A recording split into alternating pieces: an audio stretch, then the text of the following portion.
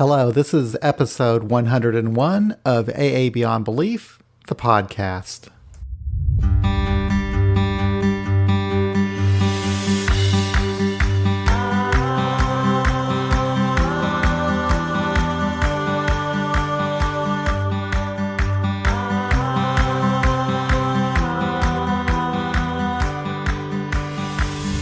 Today I'll be joined by my friend Wes B. from my home group, We Agnostics Kansas City, and we'll be speaking with Bill W.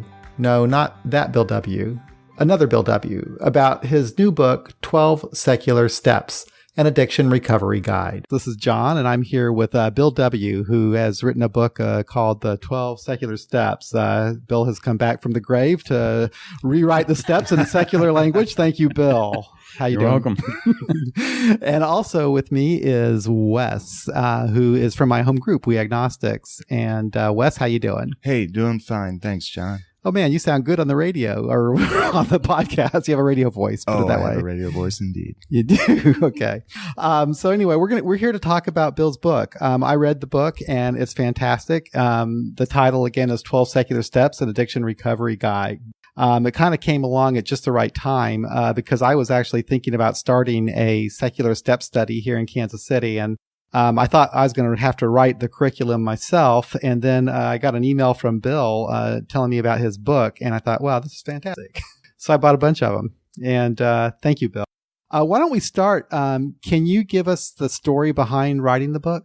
Actually, the story behind it is that it started out as just a pile of notes, and it had to do with sponsoring and to help newcomers who had expressed an interest in working a secular program, how they could go about doing that. And you need a literature for that. You need the right words so that path becomes clear.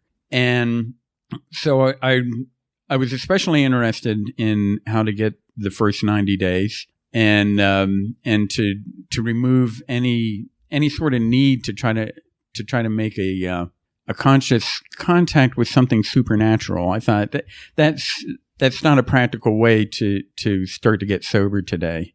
And also another important feature was for the newcomer to see this as I have a role in this. I have a responsibility in doing something active today so that I can remain sober today. From that, I had an interest. Addiction biology is not my area, but I am a biologist, and I was reading more and more biology, and it became clear to me that the foundation for a secular 12-step program should be grounded in the biology. It really informs us a lot about what we're up against, and informs us a lot about some of the elements that our solution should have. And so that grew from just kind of practical notes to putting it on a biological foundation, and then in the last half of the book, it gets practical once again on how to do an early phase, the goal of which is 90 days sober, and then to start a later phase of reconstructing ourselves as a person, to kind of undo the damage that so many years of addiction does to us. And if we hold on to that damage, we live dysfunctionally. And dysfunctional living builds stress. And stress over time is going to make us perhaps want to look at our old solution. So I would say that's a pretty good wrap-up of how it came about. Now, you begin the book with a brief history of the original 12 steps and how they came about. And I thought it was good that you did that. Why do you think that was important? And can you kind of go into a little bit of that history for the listeners who might not know much about how the steps started and why they're written the way they were so religiously? Oh, sure. To understand the steps in the way they're written, and with we need to go back to 1939 and the beginning of AA with Bill Wilson and Dr. Bob Smith. they met. Bill Wilson had been introduced to the Oxford group, and it first got sober in the Oxford group. The Oxford group is a Christian evangelical group, and two things happened there. Bill Wilson was saved, and Bill Wilson was introduced to a fellowship, and this fellowship allowed him to get outside of himself, to get active in service. And so at that time, when Bill Wilson and Dr. Bob Smith got together and Bill helped Dr. Bob get sober, they went on to help other alcoholics, and AA was born. And out of the original 100 founders, many of them were Oxford group members. So they had this Christian evangelical background in common. So it makes sense that when they wrote the program down and formalized it, that they would include that in their program. And it's certainly very pronounced in the steps themselves. Now, fast forward to 2018, there's problems. There's a bit of a conflict in that the steps really have literally, as they're written, two independent goals. One is a practical pathway for an addict or alcoholic to get sober, and the other is a not so practical pathway of getting saved. And I just felt like the practical pathway is really what's essential, and it's what we need when we first come in to do today to get us sober today. The religious part needs to be optional, really, to meet the diversity of people who suffer with addiction and who are looking for a solution. And so in looking at that, it just clicked to me that we need to separate religion from recovery, and we need the secular words to do that. And so it's a secular adaptation. I fully acknowledge that secular recovery is not unique. It is not original. The first 100, the founders, they came up with a very practical program alongside of this evangelism that they also had with them. And that's when we look at just that portion of it, we can come up with a framework, an essential framework, and then leave it up to the individual to add their religious beliefs. And Wes, I know that your background with AA when you first started out was similar to mine in that it was a really kind of a traditional approach. I mean, you went through the steps and everything. So how do you feel about the steps as Bill wrote them? And do they kind of hit it for you? Well, I believe that personally, I'm an atheist. I was brought up in the traditional steps. I was brought up in very religious Florida conservative groups. In fact, you were not allowed to speak unless you had 6 months of sobriety, which I found just very disturbing because as we spoke about a bit before the podcast, those who are new to the program are, I always say, closer to the hell. And their thoughts, views, opinions should not be abandoned, discarded. The God portion of the steps, as Bill said, and I like that he used the term optional, okay? So I'm not saying it should be discarded. It should be optional for those who value it and use it and become sober with it. More power to them, but it should be optional. In my view, it's sort of similar to the separation of church and state. Bill, in his book, has laid out a practical, like he said, framework to sobriety. Small, incremental, logical, reasonable steps towards sobriety. And I believe that when you're new to sobriety, you need something tangible. So you need, rather than to wait for this gleaming light to shine down on you, and you need to be making logical steps forward. And Bill has laid that out beautifully in this book. Yeah, I thought so too. What I liked about your steps is, in particular, steps 2 and 3, which in my opinion, you got exactly right, because too many people, even when they try to interpret the steps in a secular way, they focus too much on that higher power part. What is my higher power as an atheist, Whereas what you're looking at is what actually happens in the practical thing. Because what happens really in step 2, in my opinion, is we get hope. We get hope that there's a solution for us. And then step 3, so many people seem to forget this, but the key word in there is decision. We make a decision, don't we? Yes, we do. What I had to say about step 3, sometimes I can get rather wordy and long-winded, and I am an academic. And all I had to say about step 3 really was that once you make a decision, there really is only one way to know that you made a decision, and that's the actions that you see, that you actually go through. In step 3, it becomes real. It is, if not now, when? In steps 1, 2, and 3, we come to a realization, and it is faith for everyone. Faith and hope play a part. For me, I realized in very early recovery that my faith was going to be in a plan. And the better I understood that plan, the more faith I would have in it. Without faith, before I had that faith, I felt like I had no foundation.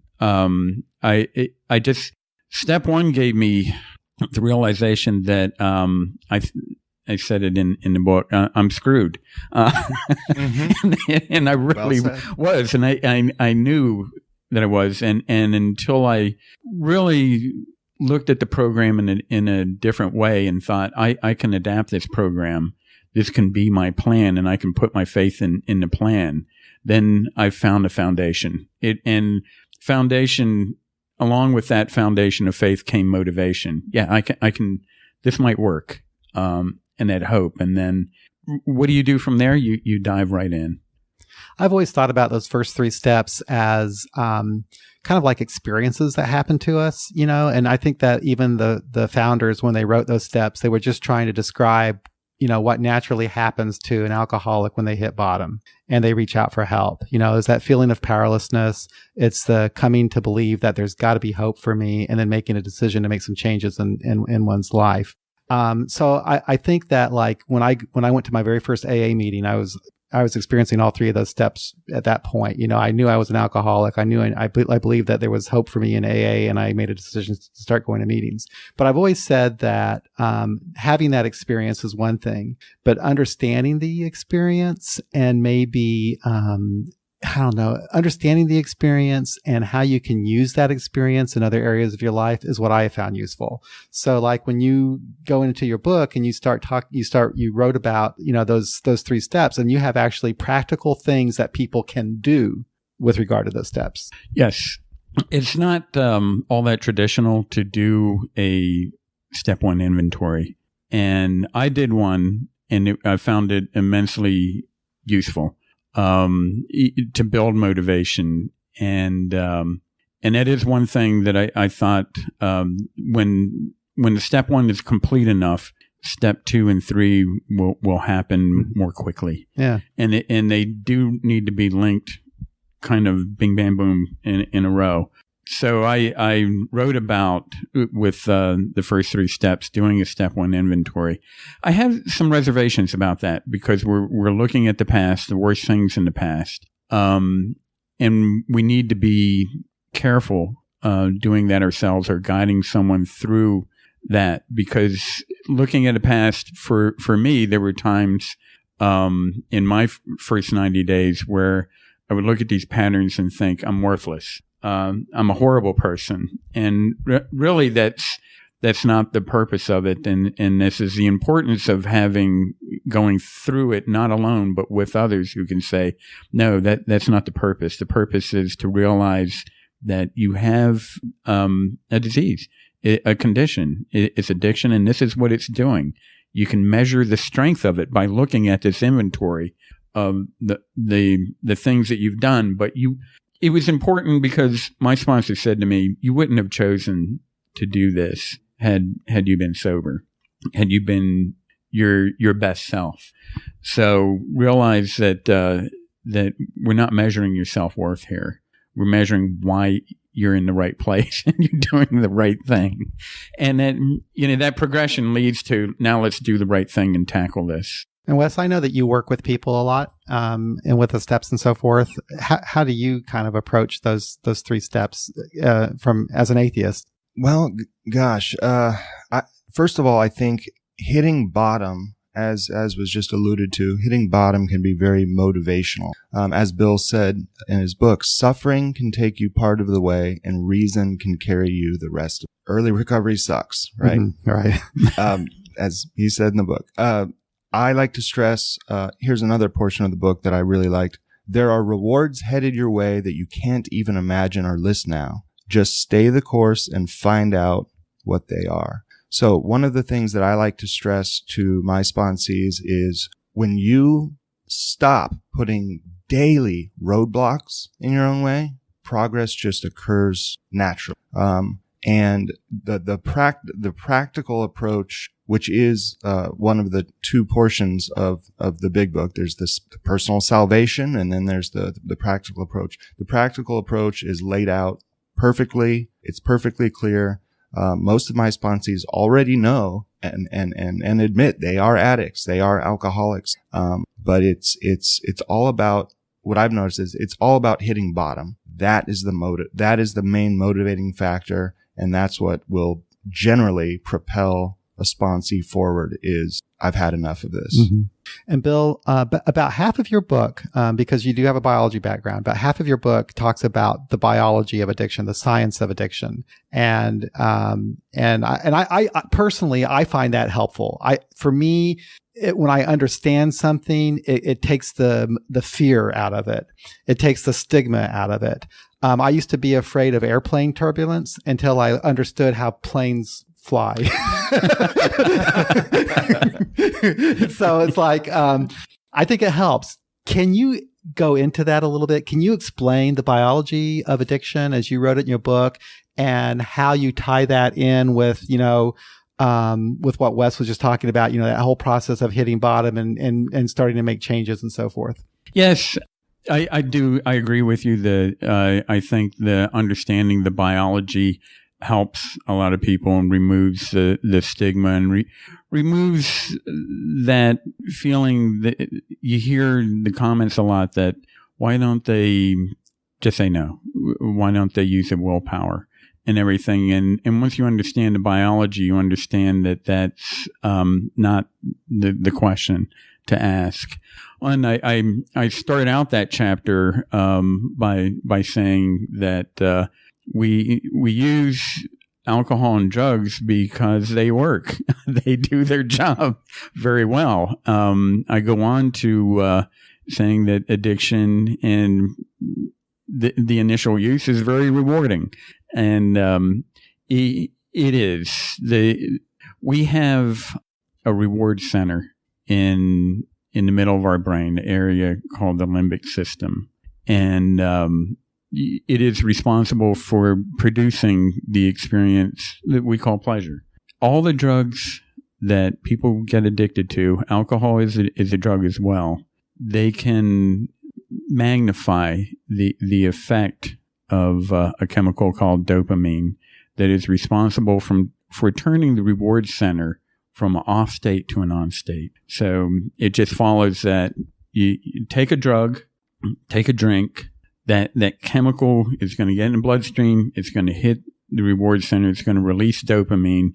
The reward center goes from off to on, and our feelings change. It's all about feelings. That's why we drink. It's not the flavor. It's certainly not the hangover. And we're set up in a way. I now look at the human machine as a bit robotic on a subconscious level.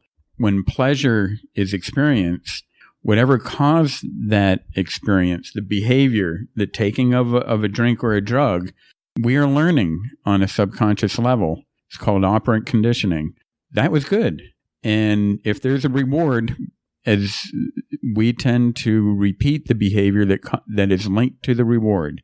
Punishment has the opposite effect.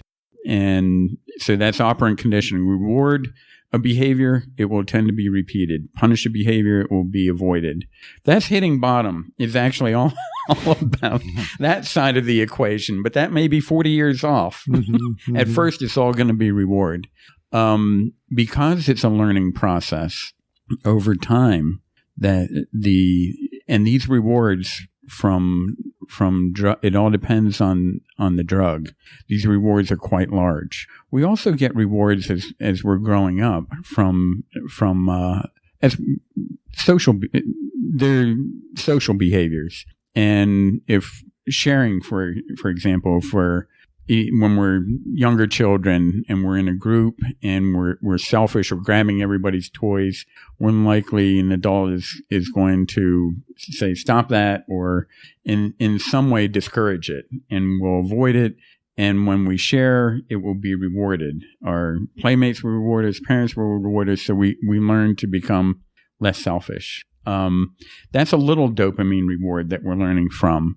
IV heroin, crack cocaine, that's a larger reward than any natural behavior is going to do, including sex, where any social behavior is not going to have that big of a reward.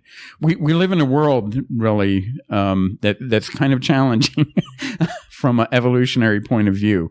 So if that reward, that behavior keeps repeating, these large dopamine rewards keep occurring over time, a new drive. We have a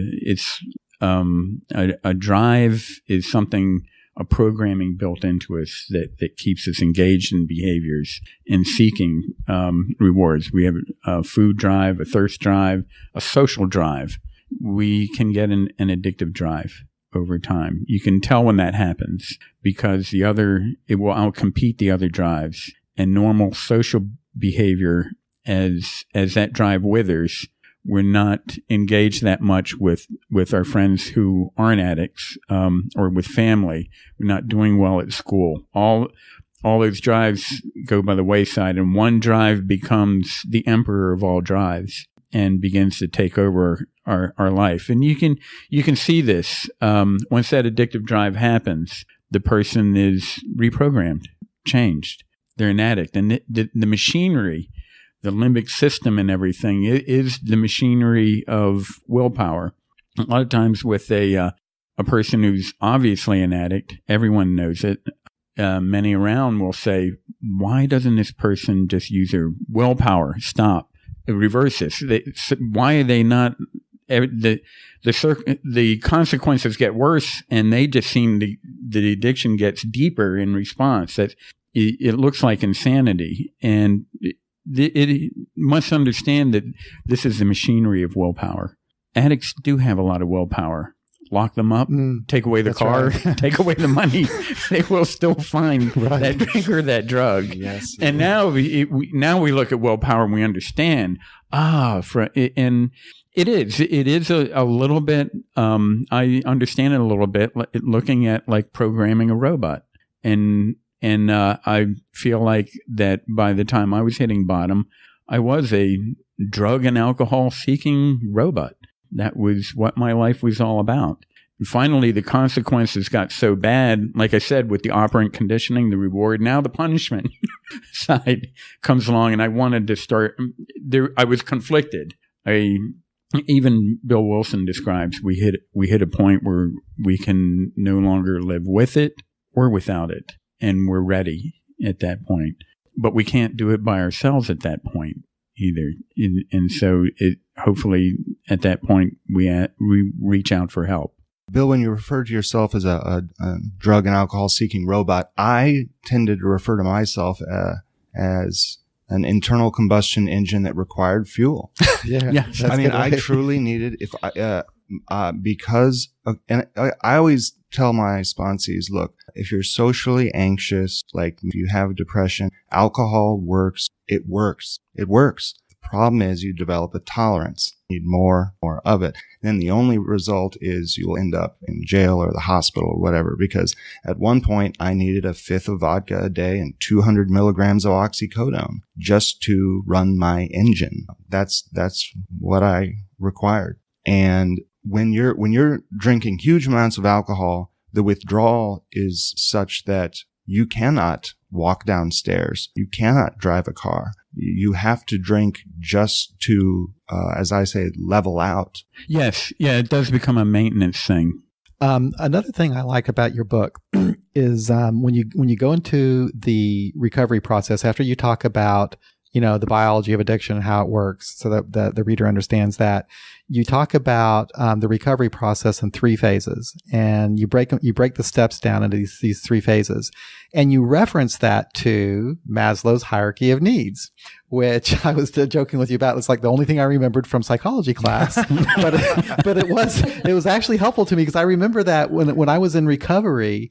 I mean, I might not have gone down that far physically, but I had nothing. I had to worry about, my first priorities was stay out of jail, put food on the table, keep a roof over my head. I had those basic needs that I needed to meet. And so, I was not in a position to do a moral inventory at that point or anything like that. That my needs were that basic. And I think that it was just ingenious of you to look at that whole recovery process along with those hierarchy of needs, because it gives you a way of understanding where you're at, having goals of where you want to be, and also of measuring your progress. And I wonder if you might want to expand a little bit about those phases of recovery and the length of time and whatever, and how you know that you're going through those phases. Okay. Yeah. I'll start with in Maslow's hierarchy of needs, there are 5 hierarchies, and,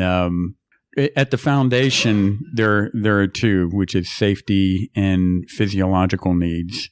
And we come in, and it's imperative that we establish abstinence.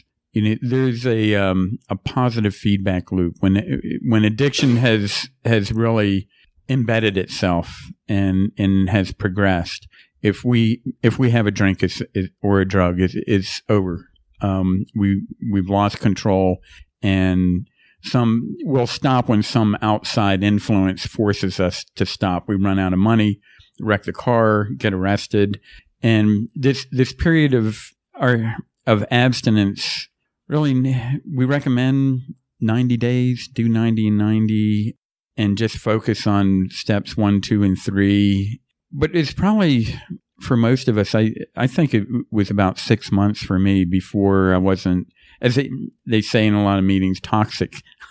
And I could begin to think straight. Reconstructing ourselves as a person, that phase, we need to be able to think about things, to analyze things. And that's not what the first phase of sobriety is about. That's not what, and I liked Maslow's hierarchy because that's not what our foundation is about. Most of those needs are based in the primitive part of our brain that is subconscious. It's not a reasoning part of our brain. It's an emotional part.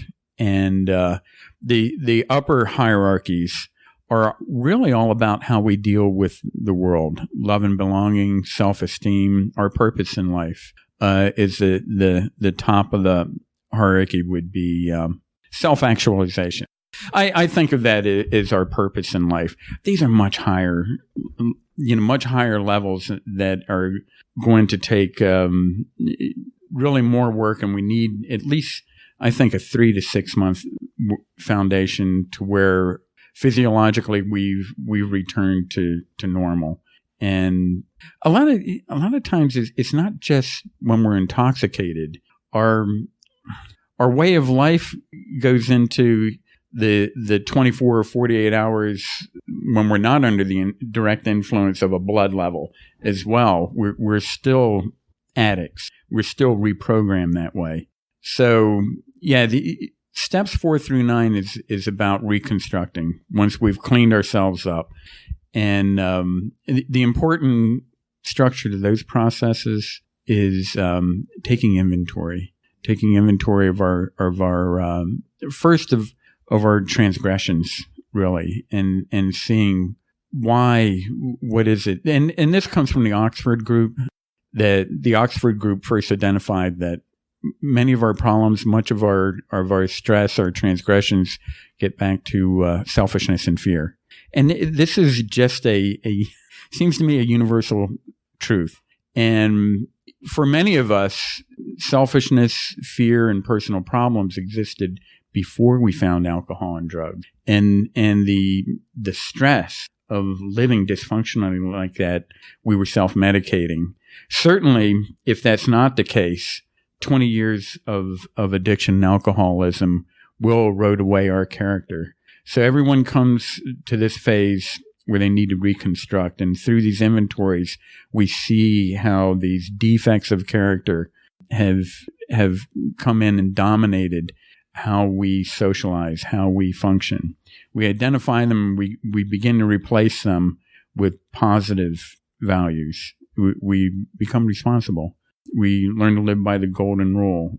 We just learn to combine that abstinence, don't drink or use no matter what today, and we add, just be a decent person today, and there will be a lot less stress in your life. And this will help you to maintain a longer sobriety. Then we get to a final phase where we can add to that purpose. Maybe our purpose is to sponsor, or maybe we may find purpose through our work or through something that 10 years ago we had no idea, perhaps activism or something. So I was probably a little bit long-winded on that one. That's great. And, at the very end, I like the way that, you wind up step 12 is basically, I've grown up. Yes. So what was your thoughts, Wes, as you're reading through the nuts and bolts of the steps as he was describing them in his book? Well, what I was going to say is the general goal of identifying our defects is growing up. I know that that's part of my personal self-actualization. I'm only a year and a half into this, but I've noticed a major difference. When I hit 1 year, some of these more complex aspects have become modifiable or adjustable. I can actually start working now that I've been away from substances. I can actually start working on growing up, which I have, by the way, failed to do profoundly. So I was in rehab and I identified 26 defects of character, and as Bill said in the book, most of those come down to self-centeredness. And when we're drinking, when we're using, we're A, escaping reality, B, we're heightening our own ego artificially, C, we're self-medicating. We found a magic potion that it worked really well. But over time, it takes you and takes your friends, takes your character, takes your job, takes your freedom, takes your everything. So long term, like Bill said in the book, the goal is to grow up. And, even in the 12 and 12, Bill Wilson writes about, steps 6 and 7 in particular. He describes them as character building. Now, everybody focuses on the God part, that God has taken your character's defects away and so forth. But it's really funny for anyone who's been to enough AA meetings, usually when they talk about steps 6 and 7, people say that God hasn't taken their character defects away. Well, they don't have a clue. Why is that not happening? Where's God? He should have been here yesterday. But that seems to be the whole focus. But the focus really should be on the building of character, I think, and actions that we can take. Oh, I did want to get back to the word has come in about growing up, and I don't want that to be misconstrued. I did say in the beginning of chapter 3 that I wouldn't come up to an addict and say, your problem is you need to grow up. Just grow up. No, if a person who suffered a stroke was not walking correctly or was unable to use their left arm, I wouldn't go up to them and say, you should stop that and just walk and talk and move like an adult. It really, there's a pathology in both cases. The brain has been changed in both cases physically, and in both cases, I believe that there's a rehabilitative, a logical rehabilitative process can undo that. And for me, that's the purpose of steps 4 through 9. The limbic system, once the addictive drive has been established, the limbic system, which is where we find the fight or flight and other high voltage systems, will take over. And our higher functioning does wither. And this is chemistry. This is physiological. And the limbic lifestyle is one that is not reasoned. It's emotional. And it's certainly not based on consequences to ourselves or to others. And we need to look at that and to work with that through a rehabilitative process. So I'm careful. I don't want to demean addicts at all. But on the other hand, growing up is our original programming. and it is. And steps 4 through 9 resemble growing up. It's more than resemble growing up. We do need a period where, as part of recovery, where we learn once again to kind of recognize when we're reacting.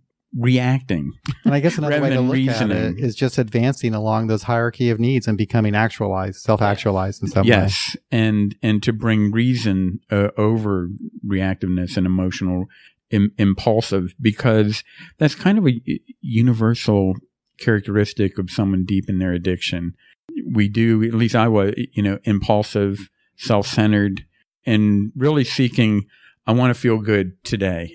I just want to have that, and I want it right now. So, Wes, what's your overall impression of all of this? I'm kind of interested in that. How useful do you think this book will be? I've read a bunch of recovery books. I find this one particularly appealing because it is based on actionable steps, right? It's based on logic, reason. It's concise. It takes the God out of it. It takes the I'm waiting for something to fix me out of it, and says simply, here are some steps we can take to repair.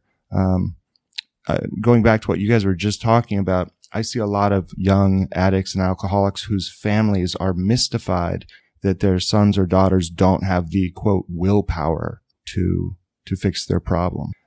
Families approach addiction, which is not a logical condition.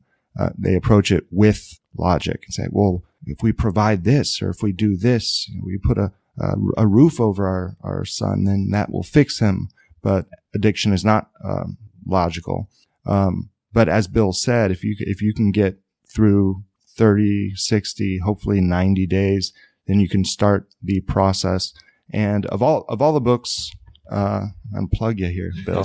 of all the books I've read, this is my absolute favorite one, because it cuts through the BS. It gets right to the point, and it's logical.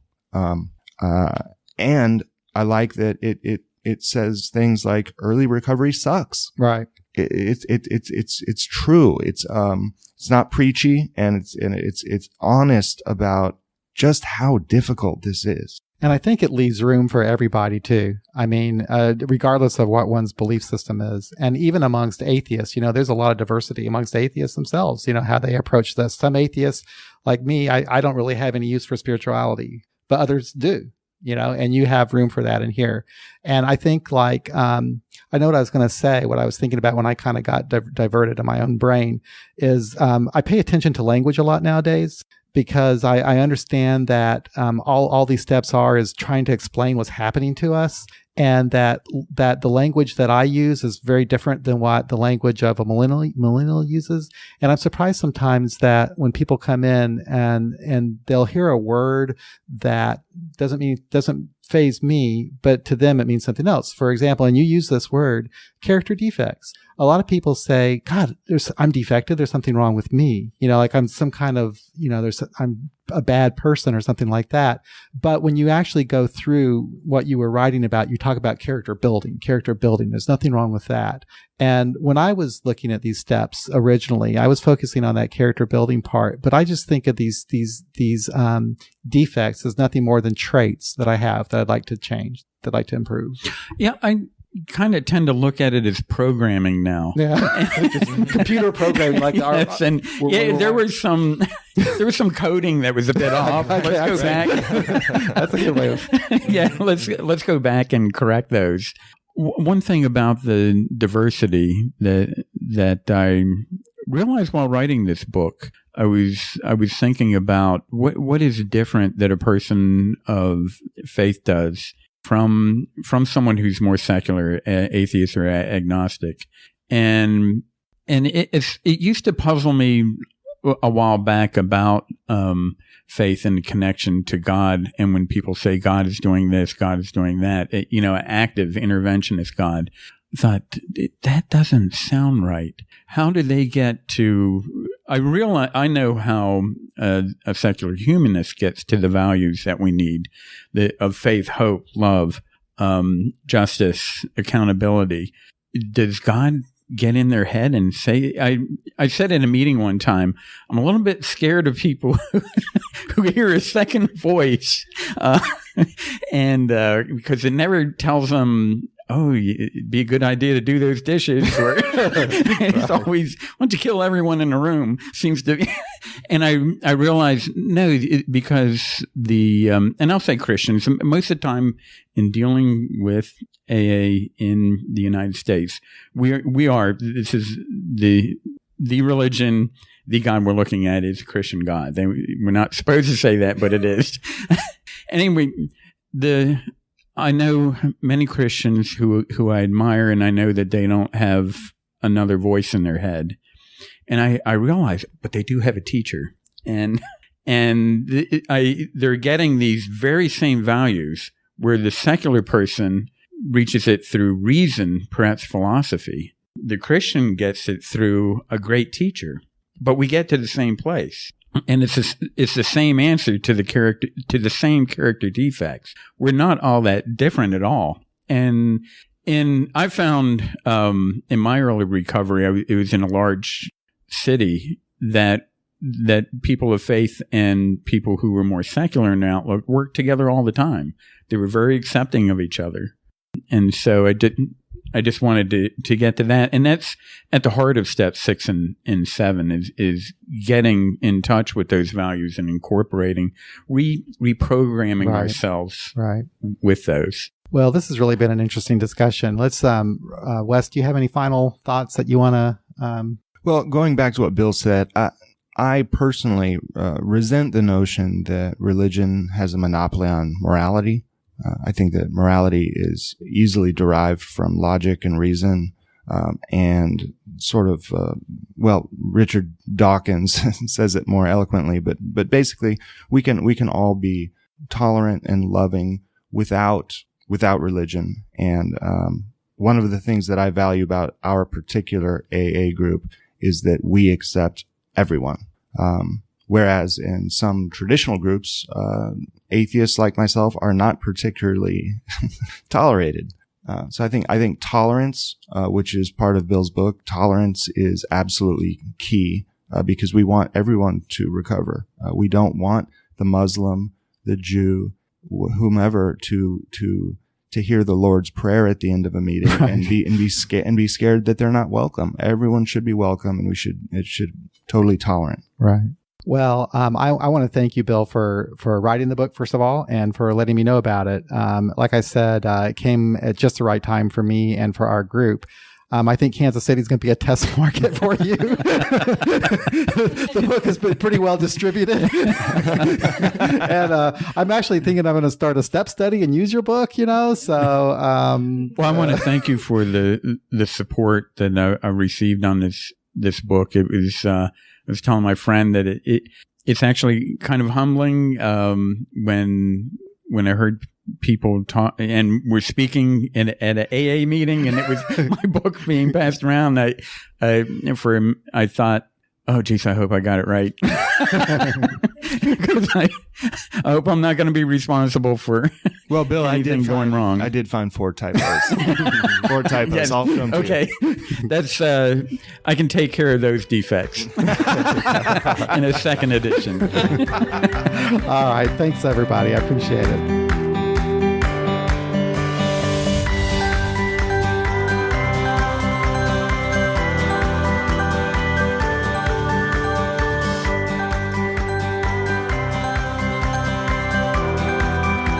And that concludes another episode of AA Beyond Belief, the podcast. Thanks for listening, everybody. Hey, to learn more about Bill's book, visit his website, 12secularsteps.com. That's 12 as in the number 12, 12, secularsteps.com.